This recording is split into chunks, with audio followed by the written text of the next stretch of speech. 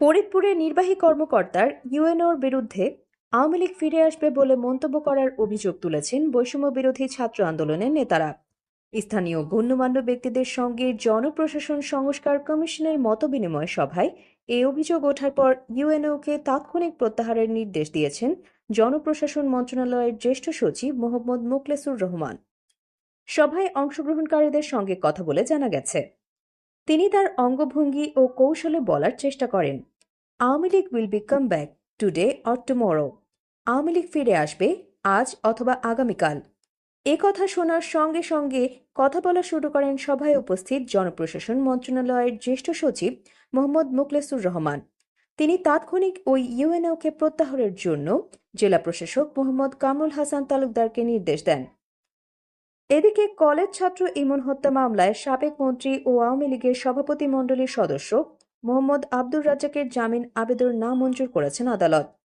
এই মামলার জামিন আবেদনের শুনানির জন্য তাকে আদালত প্রাঙ্গণে আনা হয়, কিন্তু শিক্ষার্থীদের বিক্ষোভের মুখে তাকে প্রিজন ভ্যান থেকে নামানো যায়নি।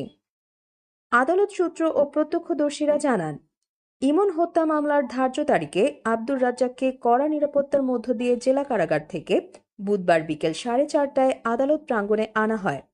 এর আগে দুপুরের পর থেকেই বৈষম্য বিরোধী ছাত্র আন্দোলনের নেতাকর্মীরা আদালত এলাকায় অবস্থান নিতে শুরু করেন। আব্দুর রাজ্জাককে বহনকারী প্রিজন ভ্যান আদালত চত্বরে প্রবেশ করার পর তারা বিক্ষোভ করতে থাকেন। তার বিচার দাবি করে প্রিজন ভ্যান ঘিরে বিভিন্ন স্লোগান দিতে থাকেন বিক্ষোভকারীরা।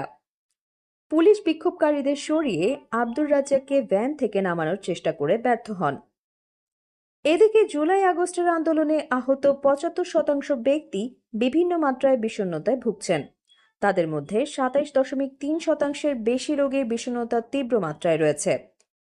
প্রায় অর্ধেকের বেশি রোগীর মৃদু থেকে খুবই তীব্র মাত্রার উদ্বেগ এবং ৫৮.২% আহত ব্যক্তির স্ট্রেস বা মানসিক চাপের উপসর্গ রয়েছে। জাতীয় মানসিক স্বাস্থ্য ইনস্টিটিউটের একটি জরিপে এ তথ্য উঠে এসেছে। ছাত্র জনতার আন্দোলনে আহত হয়ে জাতীয় চক্ষু বিজ্ঞান ইনস্টিটিউটে চিকিৎসাধীন ৫৫ জনের উপর জরিপটি চালানো হয়েছে। আহত এই ব্যক্তিদের বয়স ১৪ থেকে ৫০ বছর। এর মধ্যে অর্ধেকের বয়স ২২ বছরের মধ্যে।